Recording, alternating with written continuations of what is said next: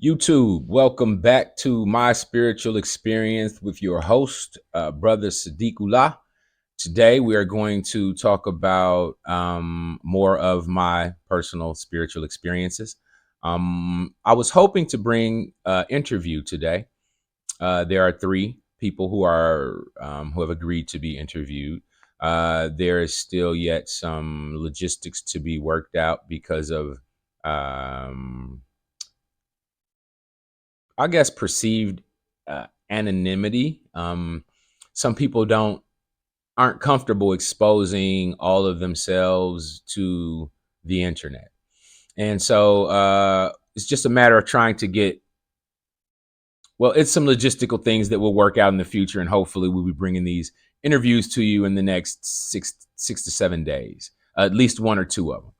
So today, as I mentioned in the last episode, we'll probably just talk more about my own personal spiritual experiences.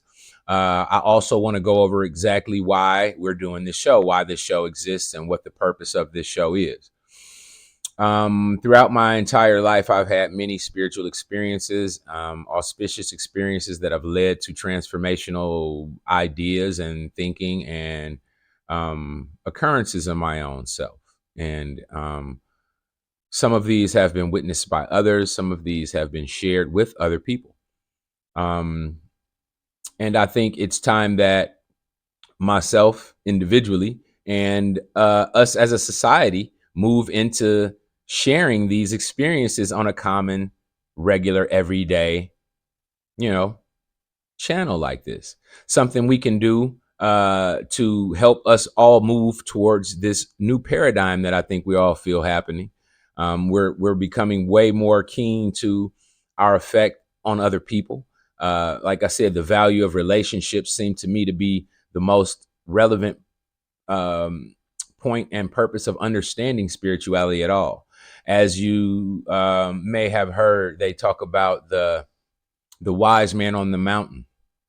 Well, this is a generation and a time where the wise man on the mountain needs to come back down into the city, share what he knows, and to help transform society versus sitting on the mountain and waiting for the few to come to him. So that's my goal. I have learned and studied over my entire lifetime different religions, different spiritual practices, and they have been transformative in my life. And so I feel like it's just uh, my effort to play my part in bringing this new paradigm into reality by sharing my own and interviewing all of these souls who have had their own experiences and who are willing to open up and share what they've experienced. And so, very soon, like I said, I'm looking forward to bringing these interviews. And I also intend to do breakdowns of topics and conversations that I have seen on the internet and different social media platforms that are somewhat high science and high spirituality.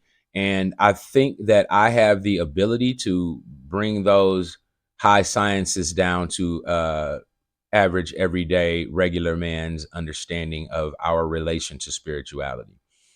From the idea of what's known as quantum physics, quantum mechanics, and its relativity to spirituality. One of the things I always like to reference is how can you feel someone staring at you?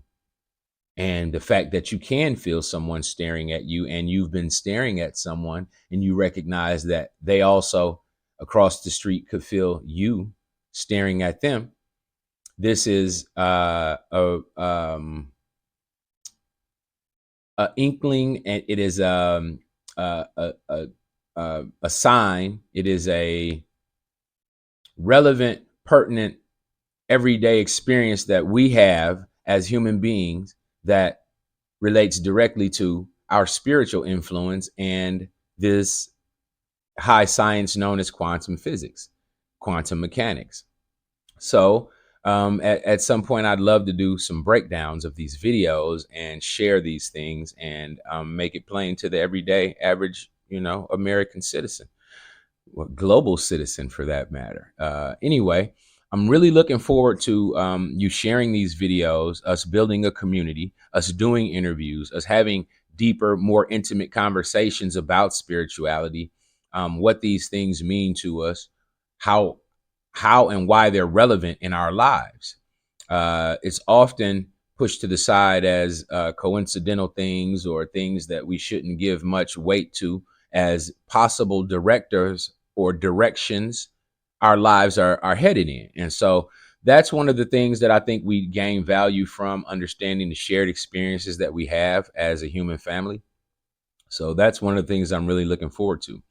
But because I don't have that guest to bring you today, and I have not yet figured the logistics to bring this video up to do the breakdowns, and I didn't want to delay bringing another upload to the channel because of whoever may be interested to watch. I definitely want to be consistent in creating these videos and putting them forth. So today we'll just talk more about my own personal experiences.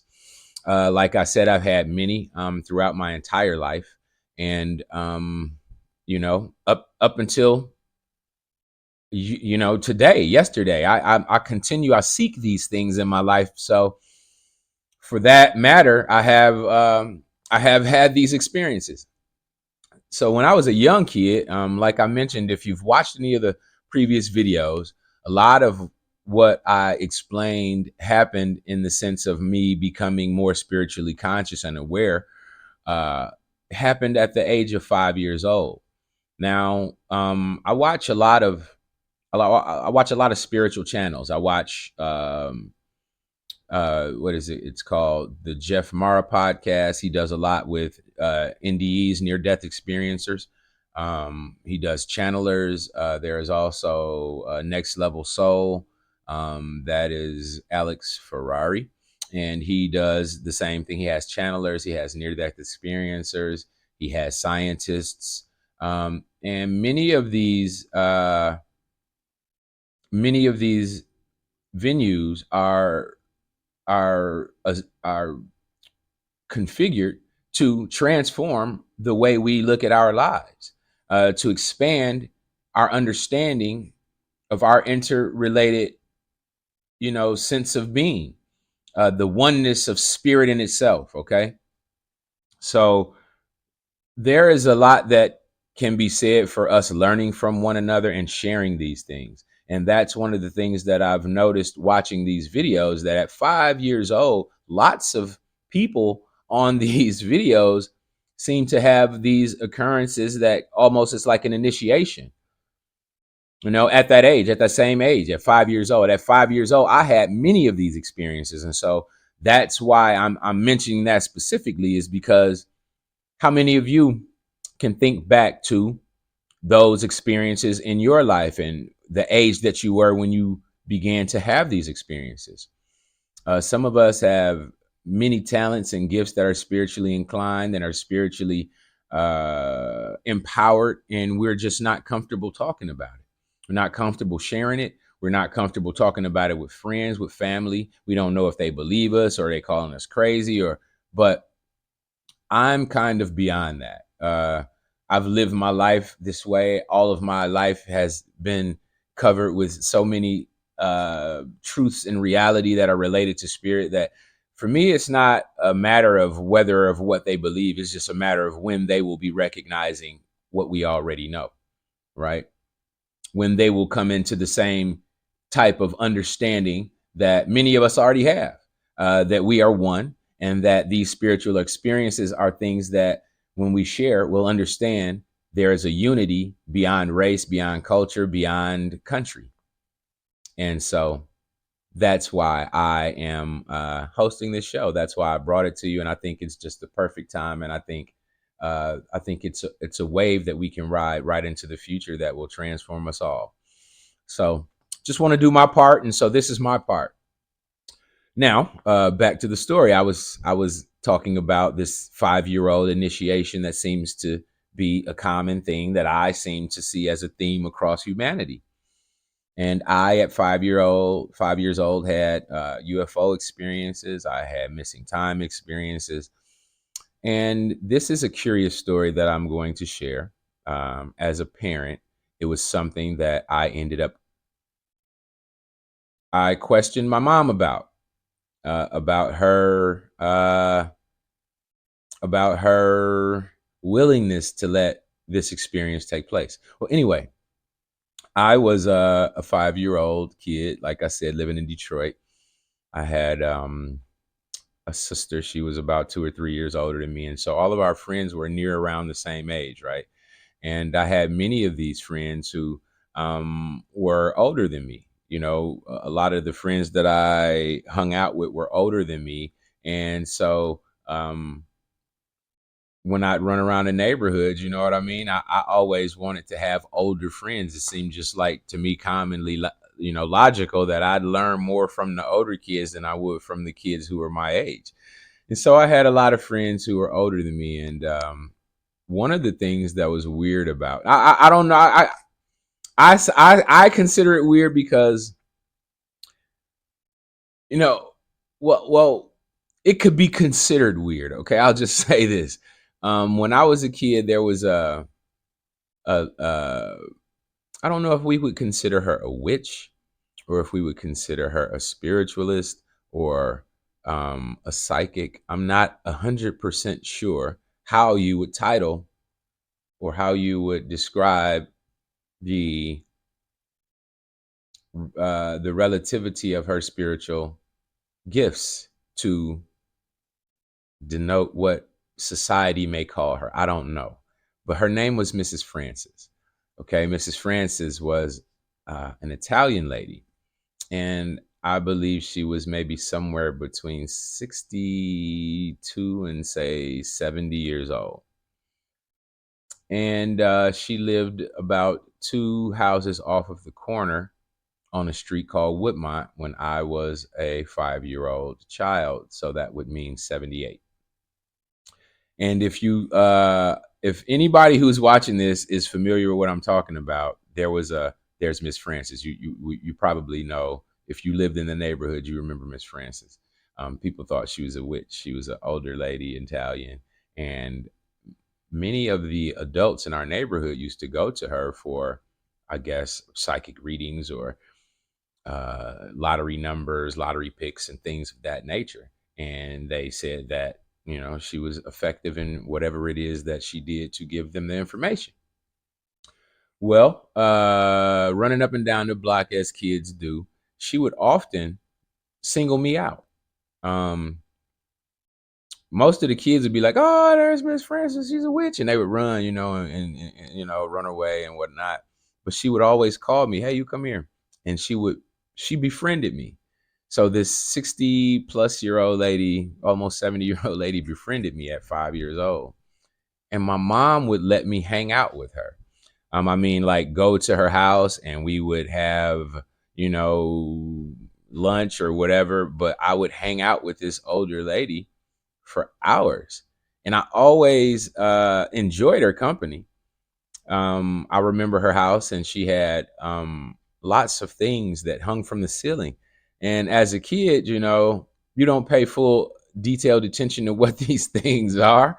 Um, but I remember, there were herbs and uh, flowers and different, I assume, things that are related to plant medicine and herbal medicine and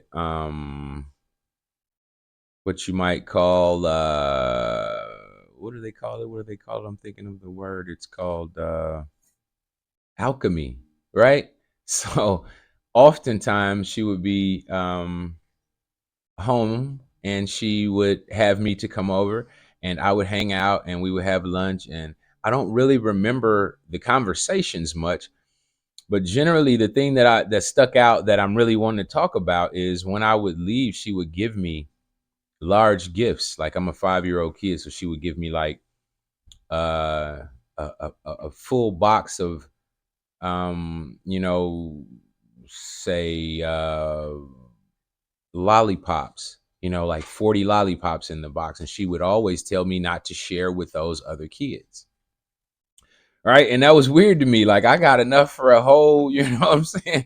What am I to do with 40 lollipops? And so she would give me lollipops. She would give me like ice cream sandwiches and, like popsicles, an entire box, right? For a 5-year-old kid. And she'd be like, take these to your house and don't be sharing them with those other kids because those other kids kind of bad, right? And those other kids, and I assume, I don't know, as a kid, I was 5. So I always assumed that she did not want me to share these things with the other kids because they were the kids who was, oh, Miss France, she a witch, she a rich, and they would run and act, every time she come outside. That's kind of what the kids in the neighborhood would do, and I never would. And so I don't know if that's why she didn't want me to share the things with the other kids, but I honestly, when I was a child, I didn't understand it at all. Now, as I've grown, I feel like there's a grand spiritual lesson in my relationship with Miss Francis.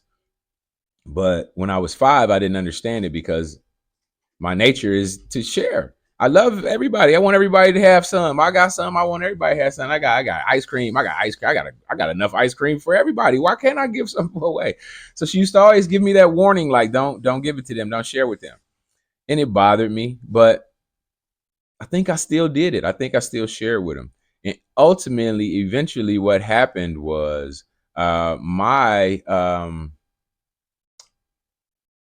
this bothers me. I'm talking about it because it bothers me. It's something that, like sometimes when you have these things that you've done that you can't go back and fix, like, and it was a thing that I did that I regretted, but it was like as you grow, you learn. And so yeah, Miss Francis was like one of my best friends as a kid, and I feel like I hurt her feelings one day, and by hurting her feelings, I changed the dynamic of that relationship. And I am 51 years old today, and that still bothers me. Okay, okay, that still bothers me, and I'm not saying I'm like, oh, dramatically down about it or anything like that, but the fact that there was a really nice soul who took really noteworthy attention and expressed so much care and concern and appreciation, and all of the things that she did and the way that she treated me. I felt bad because this is what happens as you grow older sometimes, right? I was a 5-year old. Like I said, I hung out. Most of the people I hung out with were older than me. My sister was 3 years older, and so I hung out with a lot of her friends, and most of my friends were older, and so therefore, um, I wanted to be like the older kids, right? That's what happens when you're 5. You want to be like the big kid. You want to, you got friends on the neighborhood that you see and you want to be like, and so there was that, and there was a day that I regret that I acted like all the other kids, right?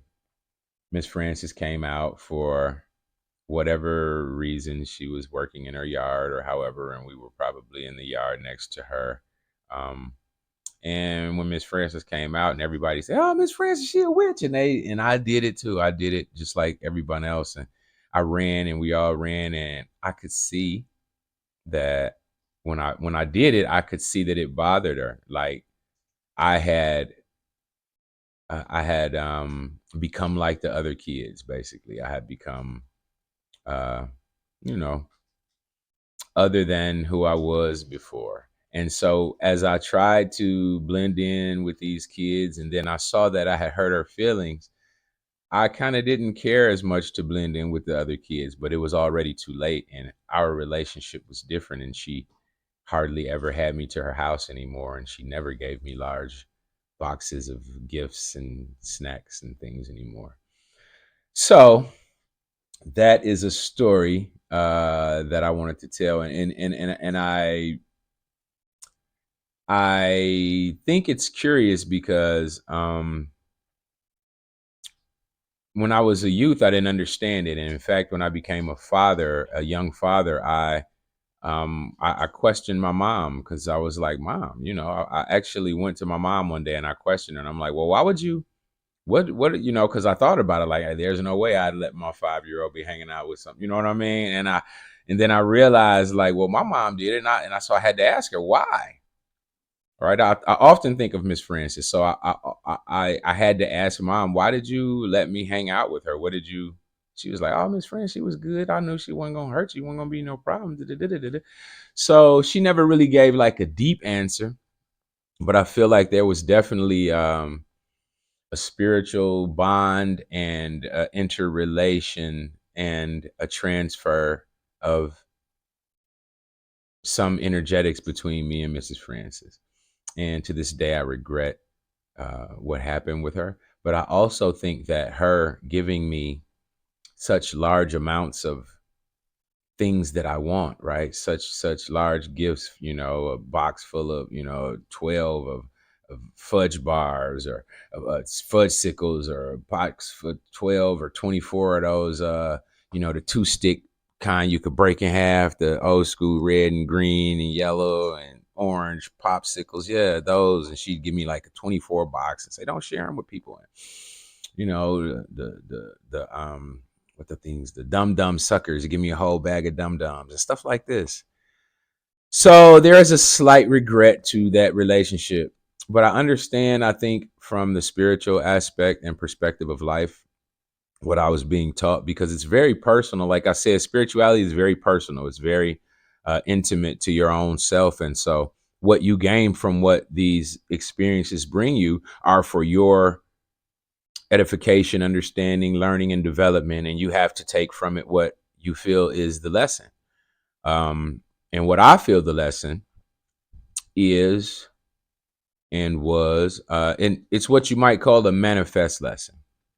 The lesson was not instantly received or understood. And so what I'm understanding as my life progresses is that this lesson to me seems to me to be about abundance, right? Bounty and abundance and the gifts of life, right? The things that are abundant that you grow in, that maybe I'll become a billionaire one day, right? So the idea is that she would give me more than I could utilize, right? So it's my cup overflowing. That's what I take from that, right? I take from it that she was like an older woman, so I look at her almost like Mother Earth, and the earth sharing her riches with me, and warning me not to share them with everybody, because the world that we live in, people are users, right? People are abusers. People look forward to those people who are good souls like myself, who want to help, who want to be of service, who want to support, who want to be useful to his community, to his family, to his friends, to his people. So there are those who look to take advantage of those things. And so you have to be aware of how much to share, right? How much to give of yourself, how much to hold back, how much to, and who to, right? So she would give me abundant, abundant amounts of, snacks for a 5-year old. That's enough. So, and then she would tell me not to share it with those people. And those people were the bad kids, right? They were the kids who were like kind of rude to adults still, and it's that kind of stuff. So uh that's what I think that lesson was for me. It was about the abundance that I will have in life, and how I share it, and who I share it with. And being cautious in that way. And it's like I said, it's extremely personal to me, because I have a very open heart in that way. And so I do feel like that was the lesson. I do feel like there was wisdom to be had from that experience in that relationship. And it's something that I felt like I wanted to share, because I think these are the ways that we kind of learn how spirit moves in our life, right? Like, this was a 5-year old receiving an abundant amount of things that you would consider snacks, or, you know, they would be a benefit to a kid, right? You got lollipops, you got popsicles, you got ice cream sandwiches or whatever. And you have so many that you could never eat them all yourself, yet you're told not to share them. And so to me, that is a lesson in abundance, and how you utilize to share that abundance. And so that's the story that I wanted to share today. And this is in dedication to Mrs. Francis. Rest in power, rest in peace, rest in heaven. I assume that Miss Francis has passed because I was 5 and she was in her 60s then. So God bless. And for all of you who are following me, please stay tuned, share, and subscribe, and let these videos be a part of a collection that you share with like-minded individuals who are interested in our spirituality, our development, and our growth.